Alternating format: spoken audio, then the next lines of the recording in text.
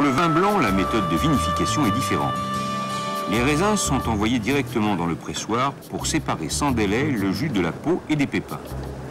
Utile à savoir pour être un touriste averti, on fait du vin blanc aussi bien avec du raisin rouge qu'avec du raisin blanc, car le jus, rappelez-vous, est incolore.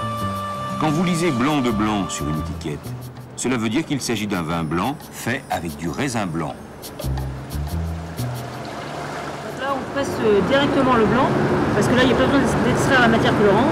Donc on va presser et on récupère le jus pour le mettre à fermenter en cuve ou en fût. Voilà, donc ce qu'on fait, c'est ce qu'on goûte le jus de raisin, voir s'il est net, s'il n'y a pas de goût bizarre. Et là, il n'y a aucun problème.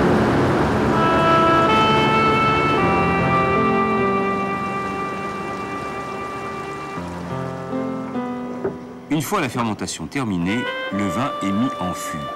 C'est l'élevage qui commence. Alors là, c'est la partie un peu souterraine, un peu mystérieuse du vin. Le vin, après le tintamarre de la récolte, après le tintamarre de la vinification, le vin va rejoindre les caves. Et pendant l'automne, l'hiver, le printemps, le vin va subir en fait énormément de transformations qui vont l'amener jusqu'au produit final qui va être mis en bouteille. On a vu essentiellement donc la vinification en rouge, donc la couleur qu'on a extraite, les tanins qui ont été extraits vont se marier, vont se stabiliser. Le fût a énormément d'importance puisque c'est lui qui va donner une empreinte, un style, des caractéristiques au produit.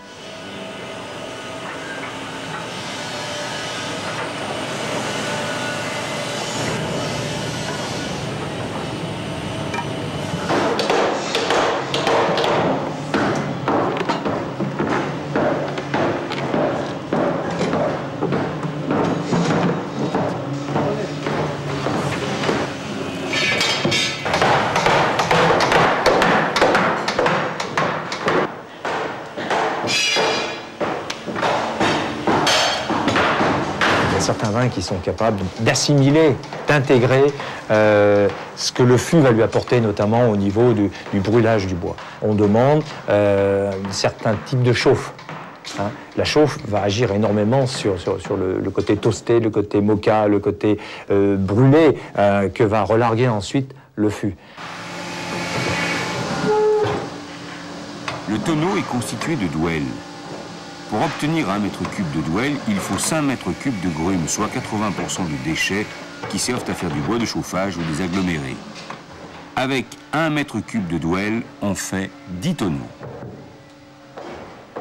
Ce sont les Celtes puis les Gaulois qui conçurent ce moyen de conserver et de transporter le vin, alors que les Romains utilisaient des amphores de terre cuite. Depuis leur origine, les tonneaux n'ont subi aucune modification notable. Ils sont tels que nous les montrent les sculptures et les peintures anciennes.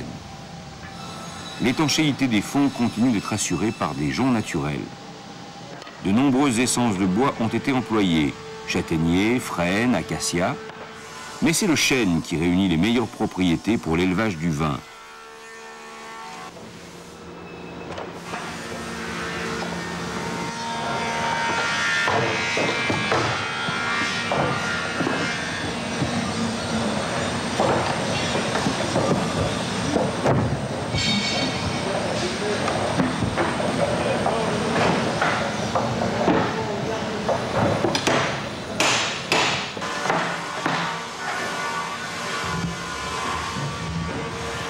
La tonnellerie française est appréciée par les vignerons du monde entier. Plus de la moitié de sa production part à l'exportation.